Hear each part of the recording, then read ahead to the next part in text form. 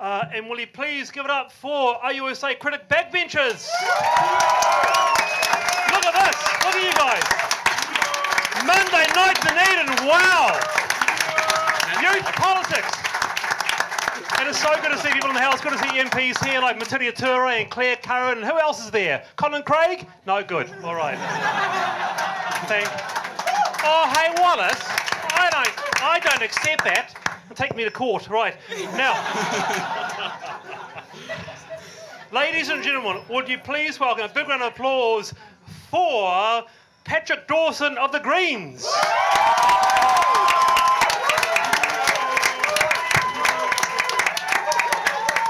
Tonight he is drinking the Clean Rivers Midori. How is it, Patrick? Oh, no, it's good, very fresh. Can you say hi to the crowd? Can you Hello? see? Hello. Can you hear everyone me? hear Patrick? Yes. All right, all right. Unfortunately, someone says there. Early politics. Hashtag, no, conservatives! All right, because the conservatives are in the house tonight, why is Colin Craig just so great? Look at his hair, mate. It's brilliant. And if the policy doesn't stand for anything, there's integrity. There you go. Yeah, that's true. That's absolutely true. All right, Patrick, your three questions. Here we go. By the way, all I could find of you all I could find is a Patrick Dawson, the beer guy, Patrick Dawson, the judo expert, and Patrick Dawson from the Dow Chemical Company. Who the fuck are you? Well, it would be pretty cool if I was the judo expert, so I'll pick that one. All right, your three questions. Describe yourself in 3 words. Excellent judo expert. Oh, Materia's going, all right, that's the candidate. Oh, whatever. Can you guys hear Patrick up the back? Yeah, we'll have to turn that up. Shout into your microphones. Or... Hello? Oh, that's a bit better. All right. All right, next question. Describe Jamie White in 3 words. Not my sort. And what is the most ridiculous thing another party is proposing? Well, I think, actually, speaking of Jamie White, it's probably the idea that cutting green tape and getting rid of environmental regulation is, like, awesome, and everyone should just love the fact that they're doing that. All right, very good. Welcome to the show. And will you please welcome Kim Lawrence of ACT? And Kim, how are you tonight? I'm fantastic. And you're drinking the 3 strikes, is that right? I am indeed. All right. How was it? It's good. It's tough. Toxic. All right. Now, Kim Lawrence. Kim likes walks by the beach, romantic in nature if possible, has a very good listening face when listening to people, likes to cook Italian food while listening to people and their concerns. I made that up. There is nothing about you on the internet. Who are you? I'm Jennifer Lawrence's little sister. Are you? We might be the same age. I'm All not right, entirely okay. sure about that. All right, no. Describe yourself in 3 words. Busy with the dissertation. That's 4 words. All right, okay. Describe David Cunliffe in 3 words. Pretty cat face. All right. And what is the most ridiculous thing another party is proposing? Wiping student loan debt. Okay. All right. Who said what? What did you say? What did you say? What did you say? I didn't say anything. I think you did. All right. And will you please welcome from National John Brinsley Puri? Is that right? Yeah. Welcome to the show. And John is drinking. Let me taste it first. It's toxic. It's called the Crusher. What do you think of it? Unfortunately, almost gone. All right, okay. All right, John. John's research interests include, and this is, I'm not making it up, this is from the internet, morality. liberty, election, communication and media. That's true, isn't it? That's on the internet. I have no idea. Well, it is. It actually is. Describe yourself in 3 words. Busier than Kim. All right. Describe Russell Norman in 3 words.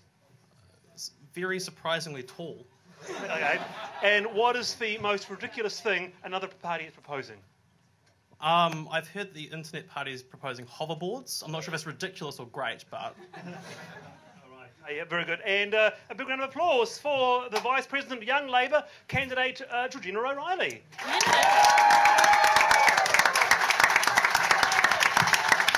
And Georgina is drinking the Save Invermay tonight, vodka and cranberry juice. How's it taste? Sickeningly sweet, but I love it. All right, your 3 questions. Describe yourself in 3 words. Oh, crazy politics, heck. Describe John Key in 3 words. Oh, goodness. Not to be trusted. Not to be trusted. Forwards? Stretching it a bit. All right, and what is the most ridiculous thing another party is proposing, Georgina? Oh, tax cuts for the... It's not going to hit the low and middle income earners at all. All right, okay, and hey, last but not least, Jordan Wright of the Internet Party. Jordan.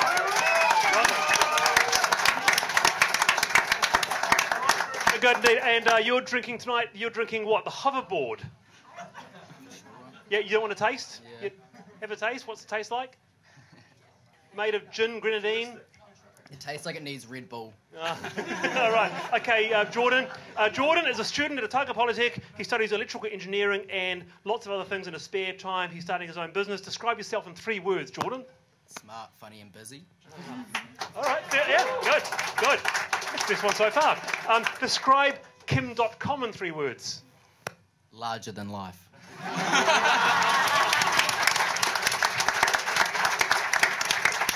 Someone tweet that. Someone tweet it. All right. And what is the most ridiculous thing another party is proposing? Probably the Conservative Party not looking after the people of New Zealand. Okay. All right. Very good. And there's actually one final cocktail here. It's the Aotearoa Legal Cannabis Party, and it's BYO. Come up here. Come up here. Stand up. Who are you? I'm Sabrina Swerdloff. I'm the youth representative of the Aotearoa Legalized Cannabis Party. How old are you? I'm 12 years old. And you? I don't smoke it. We know that for children it's really bad for you. You know, it can mess up your brain and stuff. Sure. Yeah. But we think that, you know, adults should have the right to choose it. Okay, let's start with that. Let's start around the panel then. Around the panel.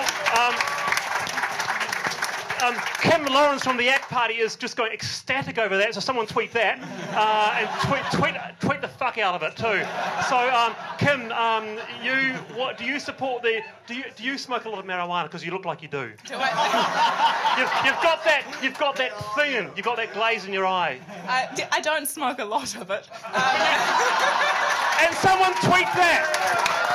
Someone tweet that! You don't smoke. Where are the TV cameras? There they are over there. 3 News and 1 News.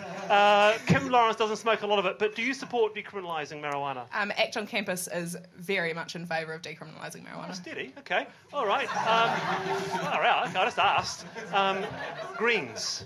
Personally, yeah, I think that treating a drug addiction or any relationship with drugs is a crime. You've got to get into the mic, Patrick. People got to hear you. Personally, I think treating it as a crime is somewhat harmful, but it's not a huge priority. Okay, John National? I agree with Patrick. I think treating it as a crime can be harmful. All right, do you support decriminalising marijuana? Personally, I do, yes. Okay, all right. Okay. Georgina O'Reilly, what about you? Absolutely. Decriminalising is the way to go. Okay, and Jordan, what about you? Yeah, Internet Minor supports legalisation of marijuana. Okay. Hey, just here's briefly a bit about the alcohol thing. Now, the DCC has recently proposed a number of changes to Dunedin's famous nightlife, including a 3 a.m. bar closing, a 1 a.m. start to the one-way door policy, a prohibition on shot sales after midnight, and also the clearance seating as early as 11 p.m. p.m. Now, what do you think about that? OUSA has decided to oppose these changes. So around the panel, what do you think about these changes? Let's start with Jordan, right? Internet Mana wants to, change all the drug laws, or at least review them. Most of them are inappropriate for the society that we live in, especially alcohol and cannabis. They should probably be completely reversed in the way they are handled within society. Okay, what about you, Georgina? Yeah, I think we support OUSA in that taking students out of regulated environments is not the way to go. I think it's part of a wider cultural change, and I think that needs to come from the change in legislation. And local government doesn't have as much of a capacity to be able to do that, I think. Okay, what about keeping do you all support keeping the drinking ages at 18? Absolutely. Yes. You all support it. Who supports it here, keeping it at 18? Who thinks it's irresponsible? Who thinks that they should raise it? Conservatives. All right. All right. Why? Look at our EDs on a Thursday, Friday, Saturday night. That's someone else said yeah. Who said yeah? It's not all young. Who was it? I wasn't saying yeah. I was saying it wasn't all young people. There's a range of people throughout society. Isn't that where it starts, though? Isn't it irresponsible, given the research that we know now, to actually have it at 18? People like the Chief Science Advisor, Sir Peter Gluckman, says, hey, having it at 18 is irresponsible. The Law Commission recommended to go up. What do you reckon, John? I mean, we treat the mic so we can hear you. We treat 18-year-olds as adults, so we think that we have the right to choose what they do. Unless we want to sit there and go, 18-year-olds can't make good decisions, 18-year-olds can't make decisions about their lives, then we should just keep it at 18. Right, Kim? ACT believes in punishing those who abuse their rights and allowing other people to go about and drink as they see free responsibly in society. What does that mean? Are you for any age then? You can drink. You could drink. You could just go into a bar at 12. Yeah. Oh, you actually can if your parents are with you. But you support that? Do you support, say, a drinking age at 11? Well, actually, what we have at the moment is an alcohol purchase age. You can drink at any age you like as long as your parents are with you. Yeah, but don't be semantics with me. Don't be. I can't. You can't. Parents, I mean, I couldn't go to a bar and have a drink at 12. But philosophically, if I wanted to, could I? I think 18 is an excellent age for the drinking age to be at. I think it's in line with generally when we start recognising teenagers as becoming adults. Patrick, what about 16 then? I just don't think a ban along those lines works particularly well at all, but I think a restriction about where it is probably all right. Okay, well, let's go to... What do you think, sir? I think if you're allowed to vote at 18, you should be allowed to drink. It's quite simple. All right. What about... let's go around here. What about you, sir? How old are you? 21. You can't all see this, but he looks 80.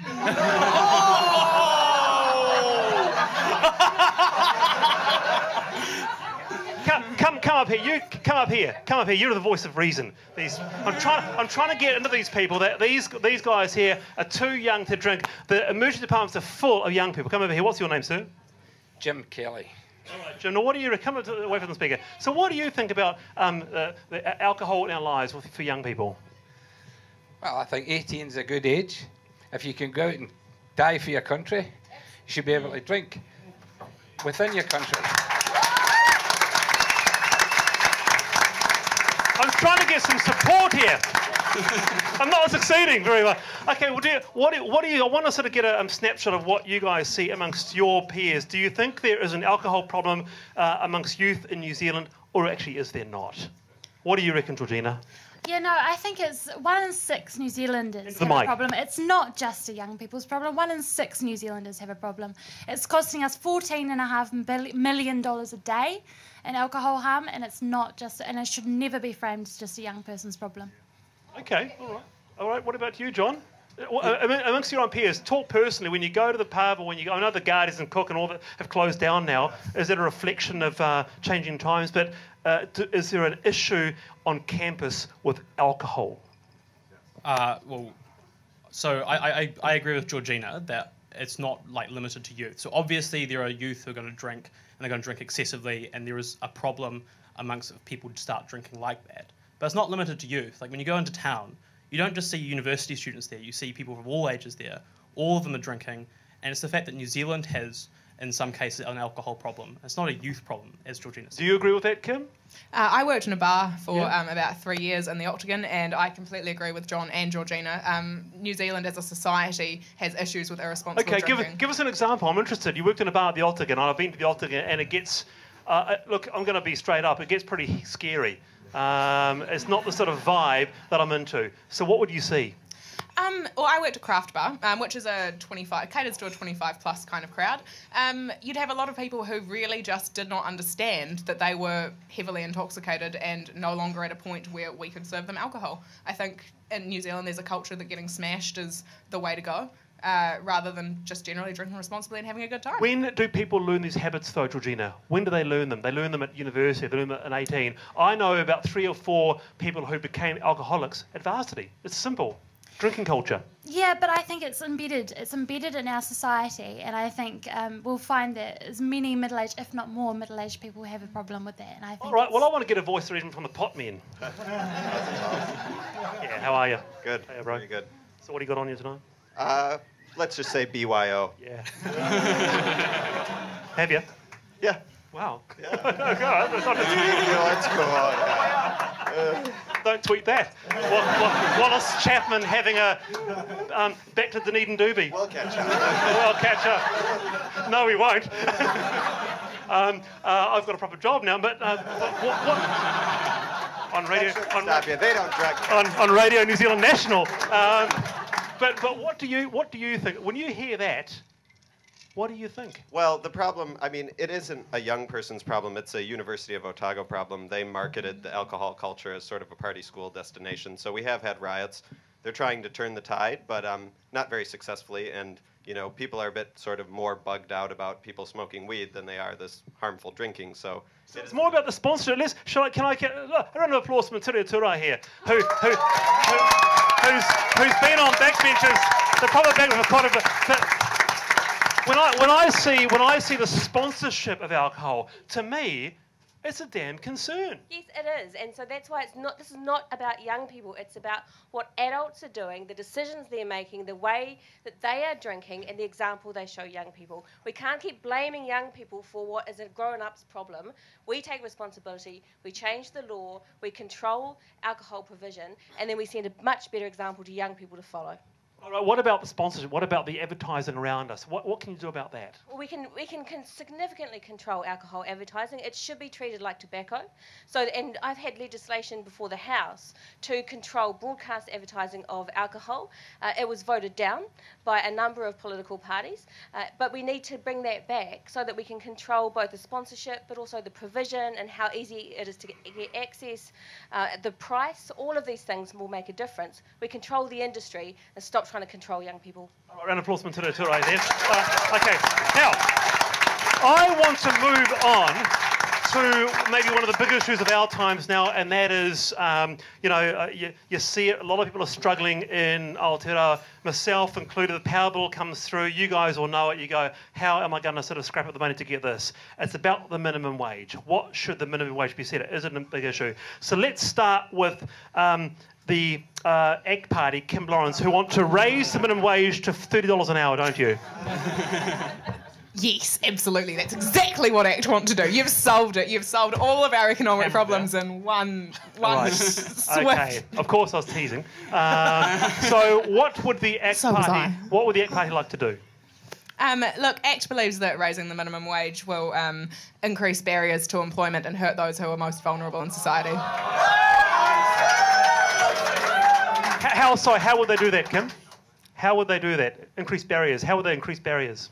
Raising the minimum wage will increase barriers to employment because it will be more expensive to hire a new employee, particularly one who's untested, who doesn't have a great deal of work experience. Those are the people who will suffer if the minimum wage is increased. And so, what would you like? What is the ideal minimum wage for the ACT Party? Wherever the market sets it. And what was that? What is that? ACT opposes a government-mandated minimum wage. So that could be, what, $8 an hour? I started working at $5.70 an hour when I was 15. All right, okay, all right. I was quite happy with that. Okay, all right. How would you respond to Kim? Well, I'm not sure she had to live off that wage that she was earning when she started.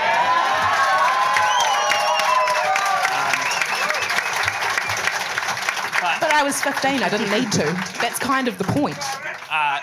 You know, it's not just 15-year-olds who actually work off the minimum wage. A lot of people actually have to cope with a lot worse than that. But frankly, we think actually there isn't such clear evidence to suggest that you know, jobs do get lost when minimum wages get introduced.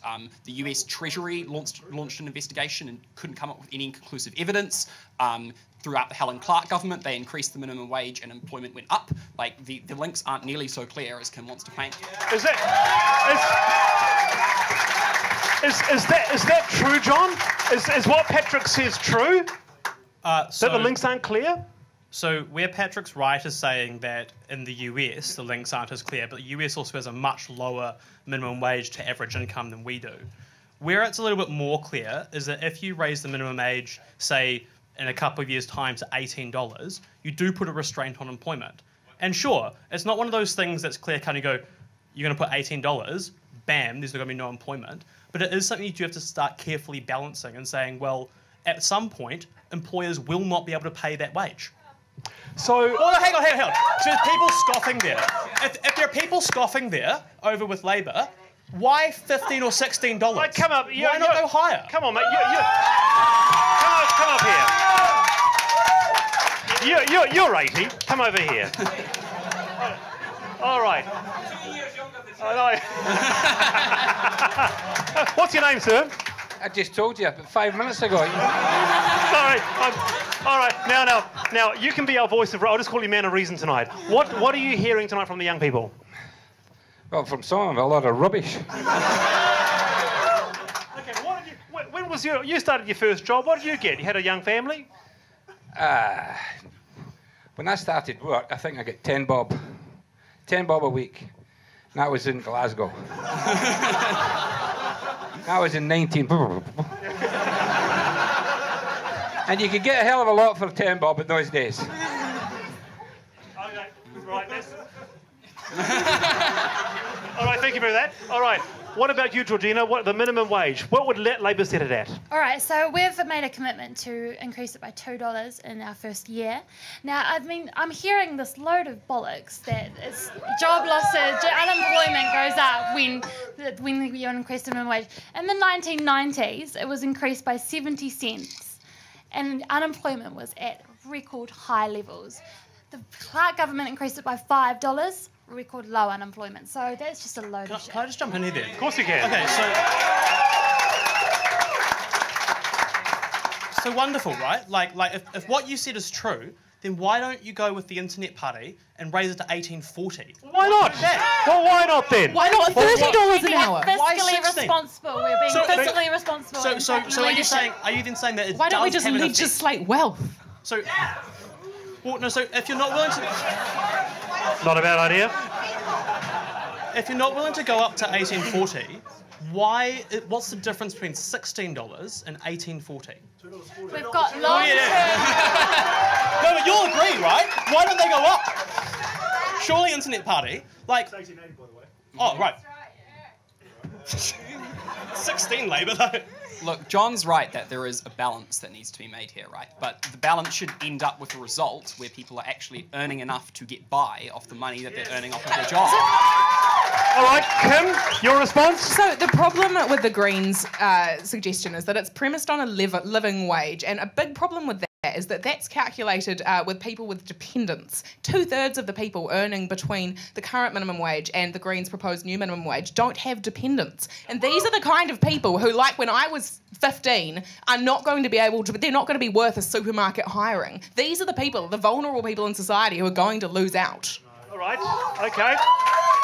All right, let's go. Jordan, you've been very, very quiet here. Tell us about your response. What would you like to see? Yeah, Internet Mana supports Internet Mana supports a living wage. We think that if people are going to work, they should be able to afford to live at the same time. Yeah. But did you hear what Kim said though? I mean, why not put it a bit higher? Why not put $25 or even $30 an hour? Why not? I think that the value of the wage doesn't really matter. It's more about the fact that people have to be able to actually afford to live, to actually work. Okay, which is quite cool. So, Georgina, I mean, you got to acknowledge that National have made gains, haven't they? They've put it up to, let me hear, from $14.25 to $13.75. That's a huge jump. Incremental changes. well, and that's what isn't that what the research says that it's got to be incremental or else businesses cannot cope. That's why National have done it. Yeah, well, I mean, Labor's approach is that we're going to increase it to $15 in our first. That's our commitment in our first 100 days. That is not taking a big approach. It's not taking a big leap. It's not taking it. All right, let's just go right into the audience here. What do you think? What do you think about the minimum wage? Well, I think you're a millionaire. I'm not a millionaire. Thank you for saying I look like one, though. Ladies, I'm just over here. I'm single. My God. No, seriously. I mean, when it comes to the living wage, we absolutely need it in this country. I think some of the folks here arguing against it haven't been to areas in this country that are socioeconomically speaking disadvantaged. Areas like Turangi, for example, I lived there for 2 years. I know what it's like. Those folks need a living wage. And these parties here are proposing it, aren't going to deliver it at all. And that's an indictment against them. All right. Round of applause this way. Before you go, okay then, tell us about Turangi. Tell us about some of these poverty-stricken areas. What do you see when you go there? Okay, well, we see a lot of folks who literally, not everyone can go get a university degree. I'll be the first one to say that. I'm surprised I'm going to get a university degree, to be frank. But the thing is, so we've got to realise that some of these folks are going to work same sort of jobs, maybe for their whole lives, but they're really struggling to, ensure that their car's up to the WAF spec, They might not be able to get new tyres. They've got the kids, having to eat food that might not be the healthy food because they can't afford vegetables, fresh fruit, that kind of thing. Okay, let's go to John then. You're in government. Then what do you say to that? I'm not in government. Well, not you. Shit, bro, you know what I mean. You hear that? You hear in the regions people are finding it tough to get by. Yeah, no, so absolutely people are finding it tough. But the reason that the National Party doesn't think that simply raising the minimum wage, say $4 an hour, isn't going to work is because, as what Patrick said, it's a balance, right? If you raise it too high, you shift people out of jobs and onto unemployment. Given that the same parties who are saying $18 an hour aren't also offering that for the unemployment benefit, that's the problem, right? Because you ship, well, you're not. So are you offering that? Like, you're saying rubbish. I don't think it's not a policy that you've got. So.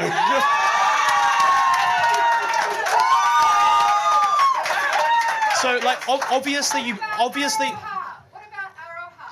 All right, let's go to Claire, Karen. Where's the Maturia? It's all right. Where's the Maturia? Got to go to Claire. How are you? Round of applause for Claire, Karen here. All right. Okay. One comment. Okay, so remember in 2008 when John Key was trying to become the Prime Minister and he went and visited the so-called underclass and there was a young woman called Aroha that he took up to Waitangi. And well, she's now in Australia and she's earning $38 or $36 an hour. She's not going to come back to New Zealand because the wages are far too low. And can I tell you that there's a group of Chinese workers up in Picton at the moment earning $3 an hour repairing those rail carriages that were created in China and have had to be constantly fixed. What kind of country have we become? Right, quick response, John. So with Aroha, right, if you're not saying that she should be earning $38 an hour here on the minimum wage, I really don't understand what your argument is. Like you're only offering $1.75 more than that. You're not offering nearly as much as the Greens or Internet Mana. So I'm really not sure where that argument goes for you. Okay, all right. Let's go to some of the people over here. What do you see when you see the one from McGann Close go over and earn $38 an hour, in Australia? What do you see about that? Well, all I know is that net migration is at an all-time low. So Claire should probably look at that and consider that. She's not offering $36 an hour, so I don't know why else Aroha would come back. All right, okay. What about the Conservatives? What do you reckon? Well, we reckon you need to get the market drives what wages ought to be. Come up here. I want to see what you look like. All right. All right. So who are you? Jonathan Daly. All right, Jonathan.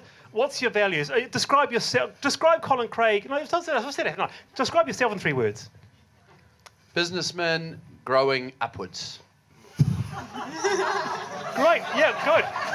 Growing where? Upwards. We need to build wealth for this. I was just going to say. Okay, right. Now, okay. So, where do you set the minimum wage at?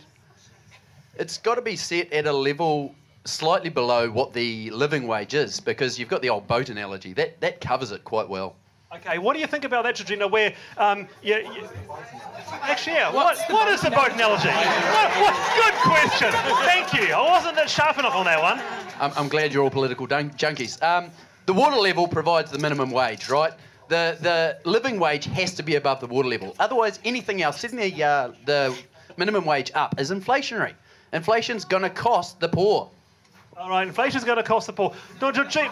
All right. Okay, Georgina, do you want to talk about the boat? That was a little bit. The boat was a bit above my head then. I hope you got scuba gear. All right, I drowned. Now, hands up those who actually do think that in society now we do need a living wage of $18.40. Hands up. More than. Is it $18.40? Living wage or minimum wage? No, living wage. It's 1880. 1880 now. Is it 1880? Is it? Wow, okay, it's gone up already. Right, okay, so that's about 50-60%. When you see that, Kim, what do you think about that? What would it do to our society if we had a living wage of 1880? What would happen to our society? Well, people like me who were given a chance by a supermarket in high school to get something on my CV and get some work experience would be priced out of the job market. So, Jordan, what do you reckon? Do you think that small businesses would just struggle? I think that supermarkets will still require somebody to work at them, but automated supermarkets are really coming up in their technology and stuff like that. So maybe we don't need anybody working at any supermarkets. Everyone can just follow their dreams. Jeez. All right. All right. Nice one, Jordan. All right. It's not a bad thought, actually. I want to bring it around. I talked on the radio the other day about fully funded education, fully funded tertiary education, and I just wondered if we've actually, just briefly, because we haven't been briefed on this, but who believes that we're past the point of no return? People don't really care now about a fully funded tertiary education. Who believes that? Oh, what's the question? The question is, well, I'll make it easier. Who wants a fully funded tertiary education? Who believes it's still possible? All right, okay. What do you reckon, Georgina? Do you reckon a fully funded tertiary education is still possible? Yeah, no, I think we have to look at this responsibly. I think, Labor's committed to review the eligibility of allowances and review we brought in interest-free student loans, but I think we need to be responsible about it. Okay, now, Kim, what about you? What do you think? ACT would like to put interest back on student loans. What?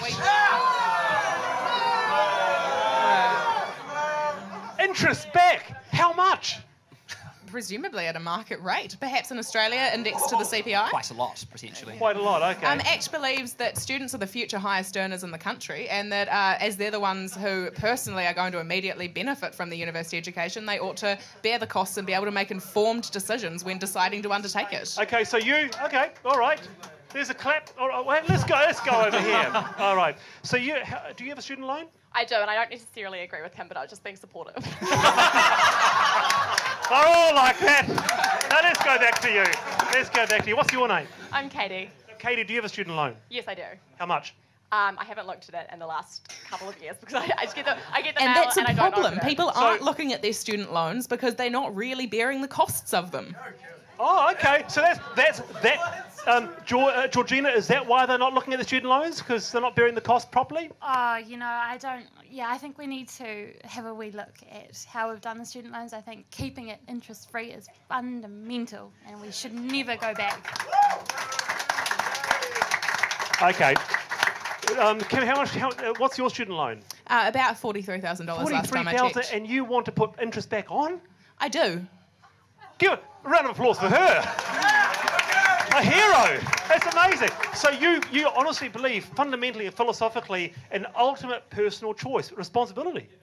I do believe in personal responsibility, and the ACT Party is committed to personal responsibility. Okay, what do you hear when you hear that? I mean, that's just hugely admirable, isn't it, John? It's admirable for Kim to go, I want to pay the government $43,000 plus interest once I'm out of university. I probably think a little bit differently. I'm probably a little bit more self-interested. Into the mic. Buying into ACT Party principles. Keep going. But keep going. I was waiting for the laugh. It was a slow thing. No, I think it is important that you allow students, especially people who are going into education, people who are 16, 17, 18 years old, to be able to get that lift in, so they don't necessarily have to go through and consider all the future choices that they're making. So you have that entrance and you don't have interest on student loans. But I don't think we should be wiping student loans, and I don't think that we should be having free tertiary education. Largely, why not? Why not free tuition? I mean, I was talking to a neuroscientist. I was talking to a neuroscientist on the radio. Her name was Fabiana Kupka, and she's done very well. Her stuff's published in Lancet, and she said she fundamentally believes in a fully funded tertiary system. And she got all her education from there. It's about being a civic society. And from Latin America, where she was from, it happened there. And she is one of the most high-powered neuroscientists in the Southern Hemisphere, fully funded, free tertiary education. Why not? So I think, like, well, yeah, Paul Benedict had it, and I didn't have it. So presumably, by your logic, I have to oppose it, right? Like, but so at the point in time that you actually just have free tertiary education, you change the way that people approach tertiary education. Instead of looking for, say, the jobs that will have high incomes in the future, or going for things that might result in a job in the future, you instead can just do whatever you want without that thought. Having that step where you're like, well, okay, but have it happened when it was free. Well, what was that? That never happened when it was free. It was free when it in was this free, country. it was significantly harder to get into university and engage with that. Well, how many people went to university then, and how many people went to university now? It's huge right now, right? How wealthy is New Zealand now compared to how wealthy it was really then? wealthy, and thankfully it's getting wealthier, right? That's the point. Okay, let's go to Jordan. Jordan from Internet Part, explain because you want to make it fully funded, don't you? Free tertiary education. I don't blame National for not understanding why education is important when you have a system that doesn't give somebody a proper education. Oh, yeah. All right, who has got a student loan of 50 grand plus? 50. Oh, let's go over here. Here. All right. $50,000. What's your name? I'm Alec. And what did you study? I law and arts degree. Yeah. Law and arts, 50 grand. Yeah. Are you concerned? I think personally I'm going to be able to pay it off over time. Might take quite a while, but I'm not personally concerned. But I think there are other people that have greater barriers to entering university to start with, and those people need to not be intimidated by the level of student loan that they might get going out of it at the end. Do you really think that New Zealand could support or should support a fully funded tertiary education system? Probably not fully funded, but potentially at a greater level. I think allowances and the amount of living costs should be higher, because I think that's probably the thing most students... Okay, so as Kim says, you're probably going to be okay. You've just answered it yourself, so why don't we charge you interest on your student loan?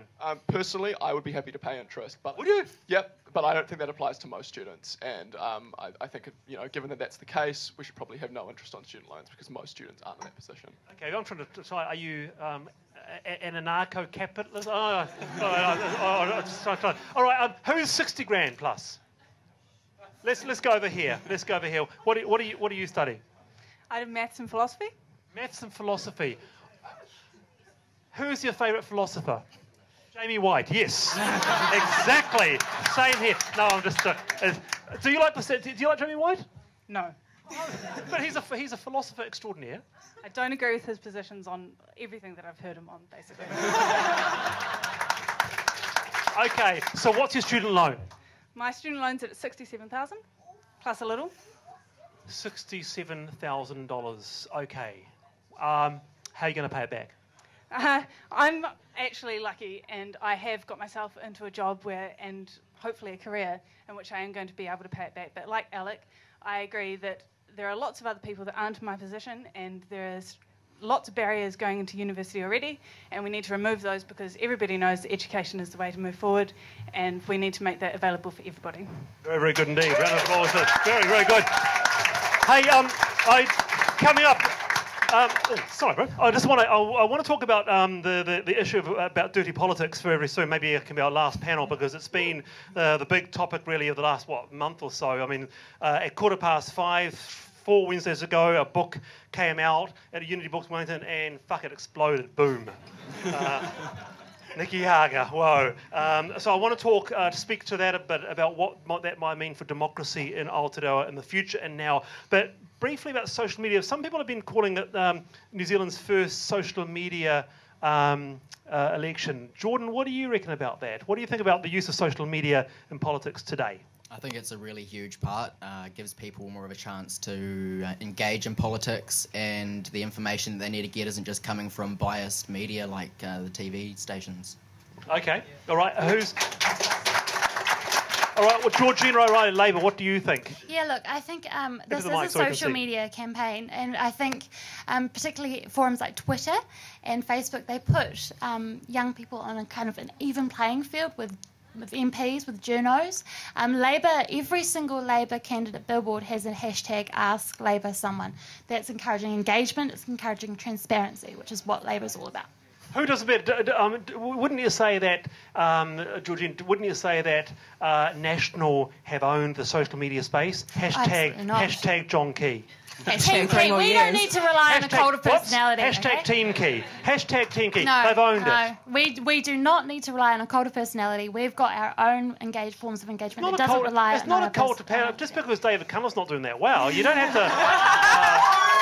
You don't have to sort of disparage. Disagree with you on that one. You know.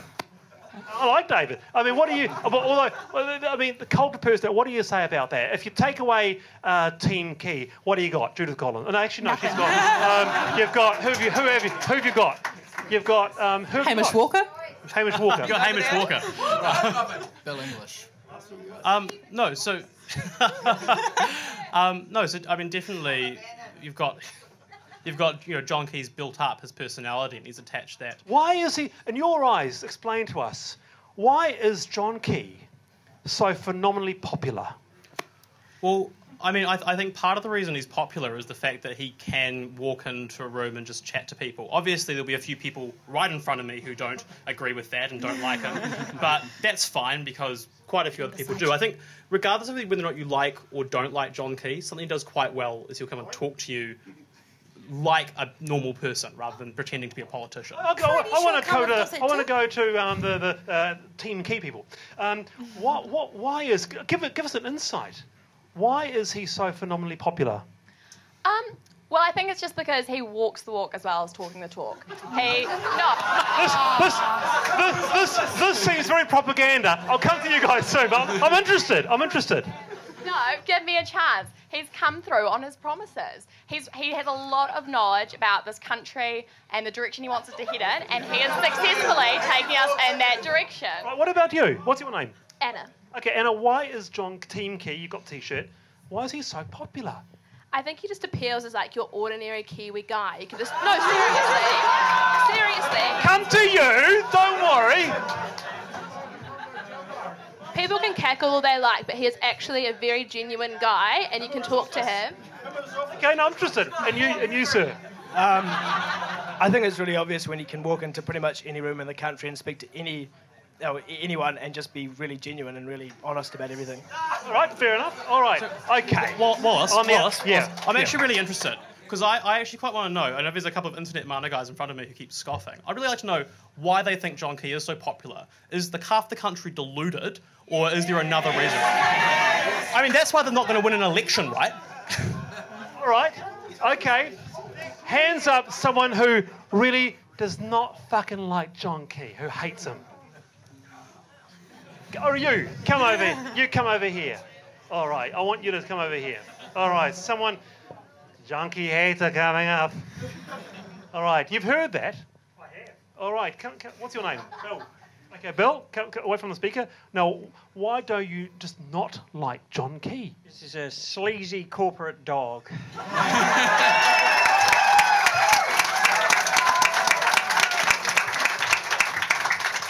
But what you said there, I mean, he's got this phenomenal way to make the ordinary person at ease. Whether it's on TV, as he captures TV, is it the way he speaks, is it his accent, what is it? Or are we just completely deluded?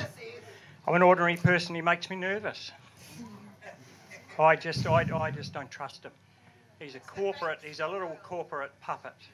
All right, okay. All right, that's enough of that. Thank you very much. Both sides there. All right, Kim, what do you think about social media? How is ACT embracing social media in this election? Well, all the candidates have Facebook pages. I think it's really excellent to get young people involved and engaged in the political process. I personally, I voted in advance and I took a Snapchat of my voting paper and stuck it on my story and Snapchatted it just about everyone I know, stuck it on Facebook. It's great. I'm pretty sure it's only illegal for the 3 days leading up to the election. It is. It is.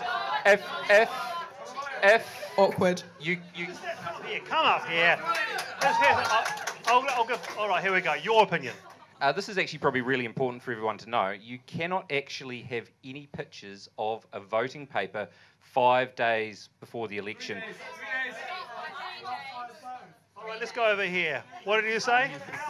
3 days before the 3 days before polling days, only when it's limited. But it makes it weird because you're online and stuff lingers online. But it's it's just do it and get the fine. Jeez. All right, no. I want to get. What's your name again? Sabrina, come over here, Sabrina. So you're 12. All right, okay. What do you think of John Key? My friend says that he has dead eyes.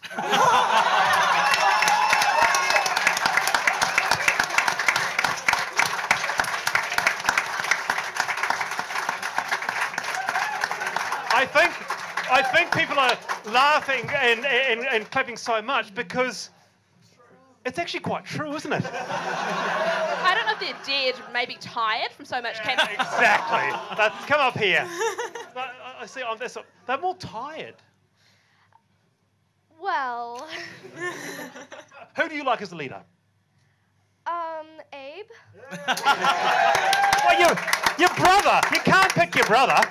He's not my brother. He's a friend of our family. Oh, okay. All right. Very good. Okay. Thank you. A round of applause for. Okay. The Green Party. How do the Greens do social media? And do you think it's New Zealand's first social media election? What do you think about the way it's been used? Has it been used? I mean, is it been used really nastily? There's so many nasty comments on Twitter. I mean, who thinks it's quite nasty? Yeah. Well, I think the Greens have been running a really solid social media campaign, and it's not actually the first time we've used it either. We've actually used it quite a lot to reach young people in previous, particularly like local body campaigns and things. We've tried to push through social media because it is a good way of reaching young people. And the discussions we've had here are kind of interesting because one of the reasons I like the Greens one is that it's a good way of putting policy in front of young people and saying, hey, here's what we do, here's what we're going to do, instead of just having a face of John Key and hashtag Team Key, and that's your social media campaign. Okay. Also, just to give Patrick some credit there, I was talking to the Green Party the other day, and every time I had a question, they'd link me all the resources to what they said. It was great. We could have a proper kind of chat about it. So I think the Greens have been using social media quite well. Cool, nice one, very good indeed. Hey, cool. All right, one final panel, and then we'll do a bit of a quiz. And I've been thinking, like we do on the TV show, I want to talk a little bit about this. By the way, who has read? It's called Dirty Politics, the story of attack politics in New Zealand by Nikki Hager. Who's read it?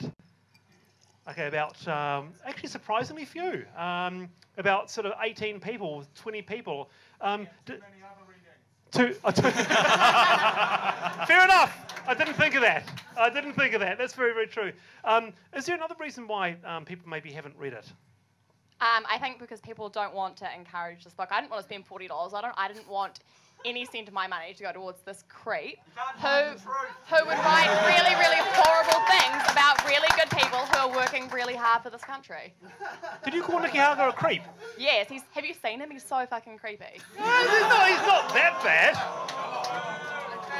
Okay. All right. We'll go to the. Let's go around here. Dirty politics. Is it important in our country to know of these issues? Let's talk to some people here. What do you think, sir? I think if you're going to be doing something, it should be done in the open. Like, you shouldn't be doing behind closed doors, especially. You mean hacking emails? No, not. Yeah, they shouldn't hack the emails. It's an interesting one because. What did you say? They shouldn't have to hack the emails. The fact that they hack the emails shows that there's something underlying that people don't like, and people want to know. Do you think this is a really important book, or do you think Nikki Hager is a creep? I've read it. I think it's important. If the hacked emails had nothing in it, they wouldn't have had the book. And the hacked emails did have personal data, which they didn't put in the book. So what's in the book is important for the public good. So you've read it? I have read it. Okay. What did you think of the book? I was pretty worried. The information, it looks very credible, and it looks pretty dirty down there. and that two faces of the smiling John Key and what's really happening behind the scenes really needs to be brought out in the open. All right, then, around the panel then. Patrick, have you read the book Dirty Politics? No, I've only read sections of it. I haven't read the whole thing. All right. What about you, Kim? Have you read it? No, I've read sections like Patrick. What about you, John? I actually have. Okay. All right, then. Georgina? Yep. You've read it. And Jordan? No, I just had a look. Okay. What do you think, John, about the book Dirty Politics? Well, the first thing I'd say is I think anyone who bought it obviously wasn't anticipating whale dump because you just wasted $40. Into the microphone.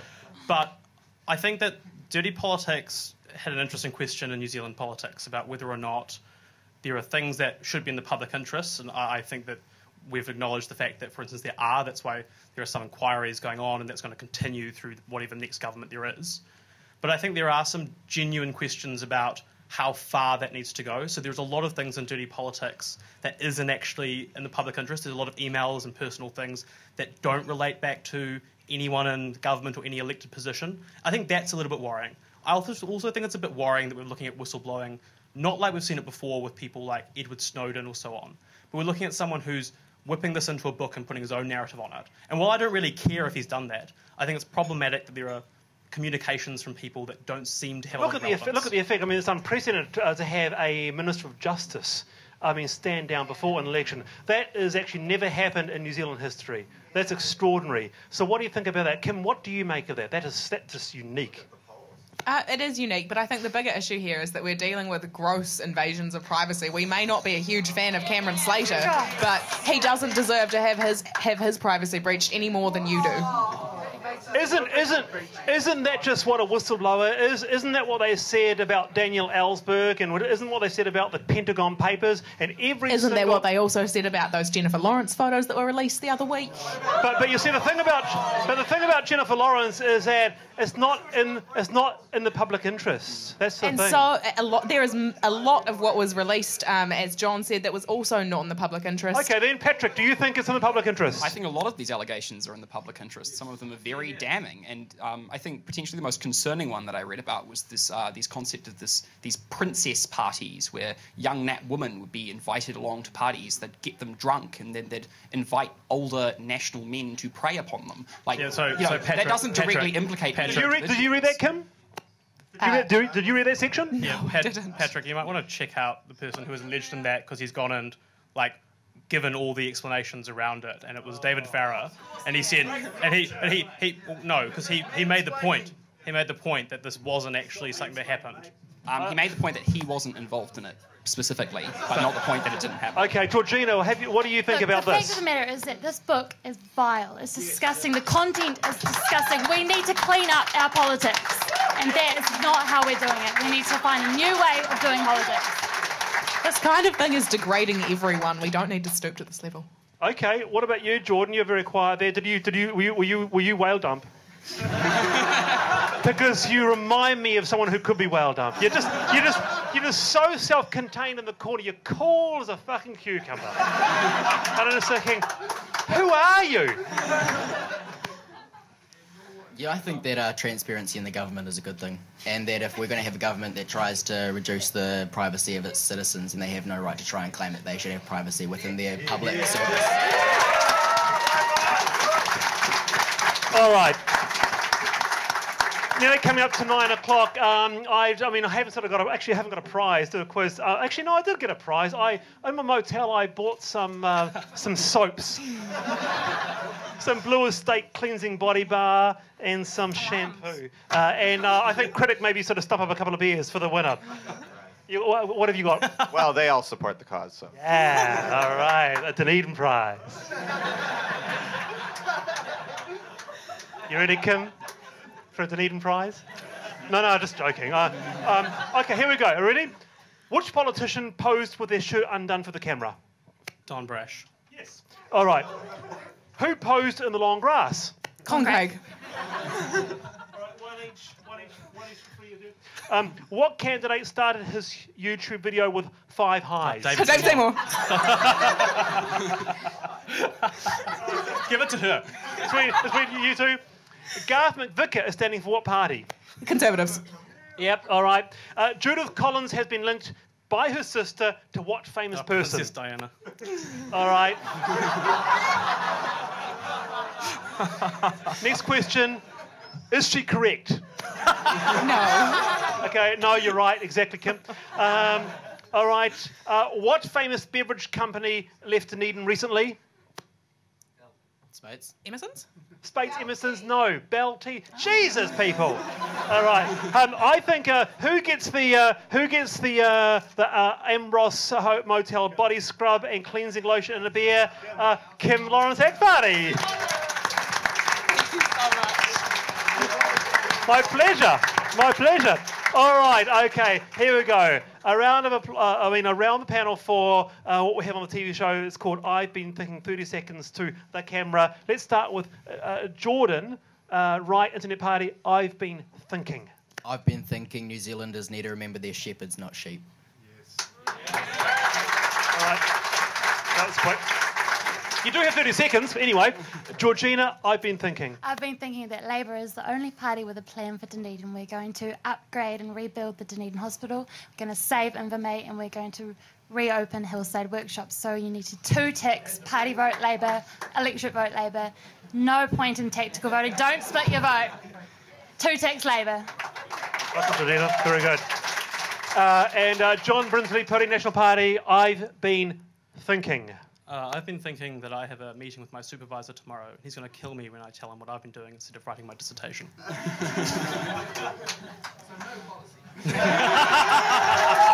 it up, really.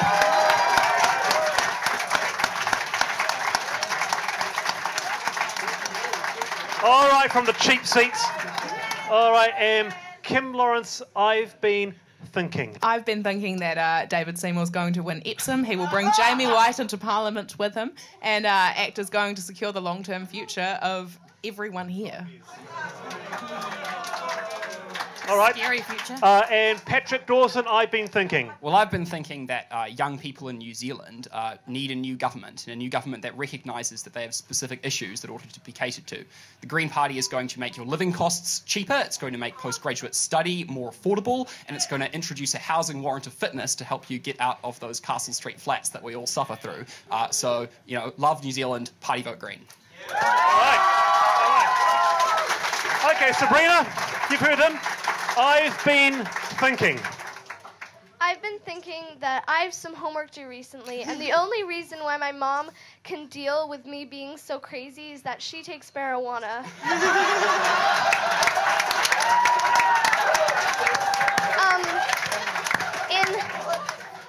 In late 2013, my mom was diagnosed with stage 3B ovarian cancer, and the pharmaceutical medications for nausea and pain didn't work as well, and what really helped was cannabis. And when you don't vote for cannabis, you are criminalizing people who need it. All right, round of applause for Sabrina.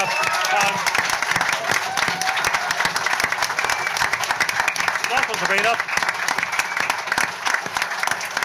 And finally, dead eyes.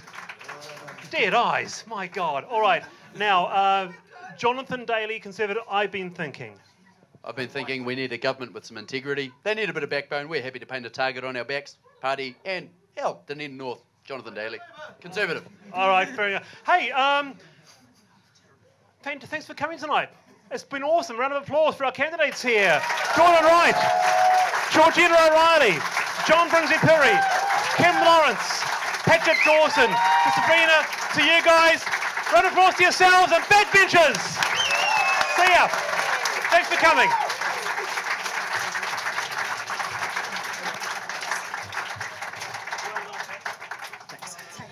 Taking these. Cheers. Thank you. Cheers,